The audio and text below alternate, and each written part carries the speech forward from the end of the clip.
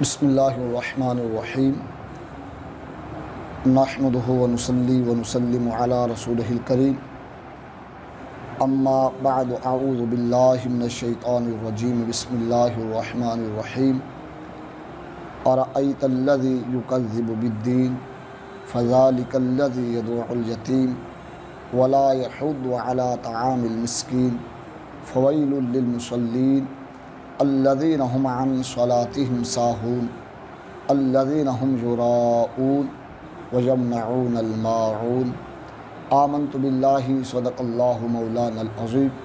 الصلاۃ والسلام علیک یا سیدی یا رسول اللہ وعلی آلک و اصحابک یا سیدی یا حبیب اللہ الصلاۃ والسلام علیک یا سیدی یا شفیع المذنبین وعلی آلک و اصحابک یا سیدی یا خاتم النبیین۔ بعد حمد و صلاۃ سورۃ الماعون کو تلاوت کیا ہے، جس کے اندر اللہ رب العالمین جل وعلا نے محشر، یتیم کا مال، نماز اور دیگر احکامات کا ذکر کیا۔ مفسرین کے اس پہ دو قول ہیں۔ ایک قول یہ ہے کہ یہ پوری کی پوری صورت مکی ہے، اور دوسرا قول یہ ہے کہ اس کی چند آیات بینات مکی ہیں اور چند مدنی ہیں۔ جن مفسرین نے اس کو مکی صورت کہا، انہوں نے اس کے نزول کی وجوہات یہ لکھی کہ یہ صورت عاص بن وائل کے بارے میں نازل ہوئی ہے، جو کہ ایمان لانے سے قبل محشر کا انکار کرتا تھا، جھٹلا دیتا تھا، اس کے بارے میں نازل ہوئی۔ جو کہتے ہیں کہ چند آیات اس میں مدنی ہیں، وہ کہتے ہیں اس کا سبب یہ ہے کہ عبداللہ بن ابن سلول کے بارے میں نازل ہوئی ہے، جو عبادت تو کرتا، نماز تو پڑھتا، لیکن نماز اس غرض سے پڑھتا کہ لوگ دیکھیں اور کہیں میں نمازی ہوں، یعنی ریا کے طور پر نماز پڑھتا۔ اس کے بارے میں یہ صورت آیتیں نازل ہوئی۔ یہ دو قول مفسرین کے، کچھ مکی کے قائل ہیں اور کچھ مدنی کے قائل ہیں۔ اللہ رب العالمین نے اس میں اقرار کیا ہے کہ ارأیت الذی یکذب بالدین، بھلا دیکھو وہ جو دین کو جھٹلاتے ہیں۔ دین سے مفسرین نے مراد محشر کو لیا ہے۔ جو آخرت کو جھٹلاتے ہیں، آخرت کا انکار کرتے ہیں، جن کا آخرت کے اوپر یقین نہیں ہے، اور وہ کام کیا کرتے ہیں جو آخرت کو جھٹلاتے ہیں۔ فذلک الذی یدعو الیتیم، ان کا حال یہ ہے کہ وہ یتامین کو دھکے دیتے ہیں۔ اس پر کثیر مفسرین نے اختلاف کرتے ہوئے چند یہ بات لکھی ہے، جیسے حضرت عطا نے بیان کیا، تابعی ہیں اور دیگر نے، کہ ابو جہل کے بارے میں یہ صورت نازل ہوئی کہ ابو جہل کے پاس ایک یتیم کا مال ویسے رکھا گیا۔ پہلے زمانہ جہالت میں یہ طریقہ ہوتا تھا کہ جو کوئی علیل ہو جاتا، بیمار ہو جاتا یا موت کے قریب ہوتا اور اس کے بچے چھوٹے چھوٹے ہوتے، تو اپنے قریبی دوست کو، کسی رشتہ دار کو بلاتا، وہ مال اس کے پاس وصل کر دیتا، اور وہ مال امانتاً اس کے پاس رکھ دیتا، کہتے یہ مال جو ہے جب میرے بچے بڑے ہو جائیں ان کو دے دینا۔ حضرت عطا رضی اللہ تعالیٰ عنہ نے یہ قول نقل کیا ہے، وہ کہتے ہیں یہ آیت جو ہے، یہ صورت ابو جہل کے بارے میں نازل ہوئی ہے۔ وہ اس لیے کہ اس کے پاس ایک یتیم بچے کا مال رکھا گیا، اور جب وہ جوان ہوا، بڑا ہوا اور اس کو ضرورت پڑی، تو ابو جہل کے پاس گیا اور جا کے کہا کہ میرا مال وصل تیرے پاس امانتاً رکھا گیا ہے، میرا والد تجھے دے گیا، وہ مال مجھے لوٹا دے۔ ابو جہل نے سرے سے انکار کر دیا کہ مال نہیں ہے، بھاگ جا سے، دھکے دے اس کے نکال دیا۔ مشرکین مکہ نے اس کو جب دیکھا کہ ابو جہل نے یہ امور کی ہے، اس کو دھکے دے کے نکال دیے، انہوں نے نبی دو عالم نور مجسم صلی اللہ علیہ وسلم کو تمسخ کرنے کے لیے اس بچے کو بلا کے یہ مشورہ دیا کہ تجھے مشورہ یہ کہ اگر تو چاہتا ہے مال مل جائے تو محمد بن عبداللہ صلی اللہ علیہ وسلم کے پاس چلا جا، ان کو جا کر کہے کہ ابو جہل کے پاس میرا مال ہے اور وہ دے نہیں رہا، وہ آ کر تجھے مال لے کر دے دیں گے۔ وہ بچہ نبی دو عالم نور مجسم صلی اللہ علیہ وسلم کے پاس چلا گیا، اب ان کا یہ ذہن تھا کہ جب وہ آئے گا ابو جہل آگ بگولا ہو جائے گا اور ان کے ساتھ بدتمیزی کرے گا، ہم یہ تماشا دیکھیں گے،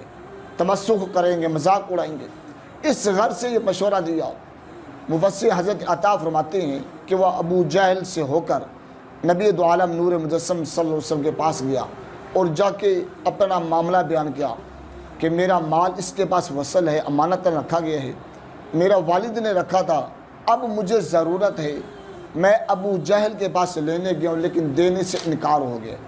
نبی کریم علیہ السلام اپنے دولت خانے سے چلے اور ابو جہل کے پاس گئے۔ مشرکین مکہ بہر انتظار میں تھے، اب جائیں گے تو دیکھتے کیا ہوتے ہیں، لیکن عجیب ماجرا ہوا۔ حضرت عطا کہتے ہیں آقا کریم صلی اللہ علیہ وسلم اس کے ساتھ گئے، بچے گئے، اور جو بات حضور نے ارشاد فرمائی، حضور ارشاد فرماتے ابو جہل عمل کر لیتا۔ آقا کریم صلی اللہ علیہ وسلم فرمایا تیرے پاس یہ مال ہے، اس کا مال لوٹا دے۔ اس نے دوسری کوئی بات نہیں کی، گیا مال اٹھایا اور سارا کا سارا مال اٹھا کے واپسی دے دیا، اس کو امانت مل گئی۔ ان کو بڑا تعجب اور مشرکین یہ عجیب ماجرا ہے، ابو جہل نے کوئی بات نہیں کی اور کوئی اعتراض نہیں کیا، یہ تو بڑا الٹ کام ہو گیا۔ جب نبی کریم صلی اللہ علیہ وسلم تشریف لے گئے، مشرکین مکہ ابو جہل کے پاس گئے اور جا کر کہا ابو جہل تجھے کیا ہو گیا ہے؟ کیا تو اپنے باپ دادے کا دین چھوڑ چکا ہے؟ تو نے دین بدل لیا ہے؟ کہ نہیں میرا تو دین وہی ہے۔ کبھی یہ ہوا کہ محمد بن عبداللہ صلی اللہ علیہ وسلم تیرے پاس آیا، جو وہ کہتا رہا تم مانتا گیا، اس کی کسی بات کا انکار نہیں کیا تو نے۔ ابو جہل نے جواب دیا میں نے دین نہیں بدلا، اور نہ معاملہ یہ تھا، معاملہ یہ بنا جب محمد صلی اللہ علیہ وسلم میرے پاس آیا، اس کے دونوں جانب دو نیزے نکلے ہوئے تھے اور مجھے یہ محسوس ہوتا تھا اگر میں نے انکار کیا تو نیزہ میری جان لے لے گا، نیزہ مجھے ختم کر دے گا، اور اس خوف کے مارے میں نے ان کی بات کو مارے لیا۔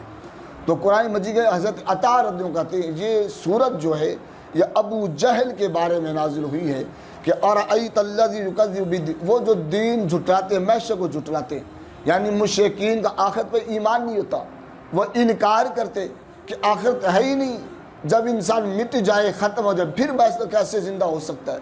کیسے اٹھے گا، کیسے حساب دے گا۔ یہ عجیب فلسفہ بیان کرتے محمد صلی اللہ علیہ وسلم، وہ آخرت کو جھٹلاتے اور کرتے کیا جھٹلات کر فذالک الذی یدعو الیتیم، یتیم کو دھکے دے دیتے، اس کا مال غصب کر لیتے، مال نہ دیتے اور اس کے ساتھ برا سلوک کرتے۔ مفسرین کہتے یہ کرتا کو یتیم کے ساتھ ماجرا، کہتے یہ ماجرا وہ کرتا جس کا آخرت میں یقین نہ ہوتا۔ آج بھی دیکھیں معاشرے کے اندر جن کا آخرت پر یقین ہے لیکن بہت کمزور ہے، آج وہ یتیم کے ساتھ کیا سلوک کرتے ہیں۔ یتیمین کے مال کو کھا لیا جاتا ہے، اس کی پراپرٹی پہ قبضہ کر لیا جاتا ہے اور اس کے حق کو نہیں دیا جاتا، اپنے ہی قریبی اس کے حق کو غصب کر لیتے ہیں۔ اور وہ کون لوگ ہوتے ہیں جن کو یہ ڈر نہیں ہوتا، ان کا یقین بڑا کمزور ایمان ہوتا ہے کہ آخرت ہوگی۔ اگر یہ یقین ہو کہ میں نے اس بارگاہ میں پیش ہونا ہے اور ایک دن حساب کا آنے والا ہے اور ہر چیز مجھ سے پوچھی جائے گی اور مجھے جواب دینا پڑے گا، تو اس جو بندہ اتنا خوف رکھے پھر وہ یہ کام نہیں کرتا۔ اور نبی کریم صلی اللہ علیہ وسلم نے، امام بخاری علی رحمہ نے اس کو نقل کیا ہے کہ حضور صلی اللہ علیہ وسلم نے یتیم کے لیے بڑا جملے ارشاد فرمائے۔ نبی کریم صلی اللہ علیہ وسلم نے ارشاد فرمایا جس نے یتیم کی پرورش کی، یتیم کے ساتھ حسن سلوک کیا، کل محشر کے میدان میں وہ میرے ساتھ ایسے ہوگا جیسے میری دو انگلیاں، قریب کر کے حضور نے، یعنی دو انگلیاں اٹھائی، تھوڑا سا فاصلہ رکھا، فرمایا معاشرے میں جنت میں میرے اتنے قریب، جنت میں میرے قریب ہوگا جس نے یتیم کے ساتھ حسن سلوک کیا۔ اور اس یتیم کے بارے میں نبی کریم صلی اللہ علیہ وسلم نے فرمایا کہ جس نے یتیم کے سر پہ شفقت سے ہاتھ رکھا، اب کوئی نیکی نہیں کی، نہ مال دیا، نہ پرورش کی، کوئی کام نہیں کیا،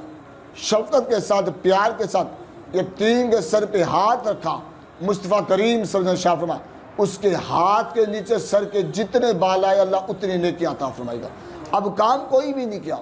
نہ خرچ کیا،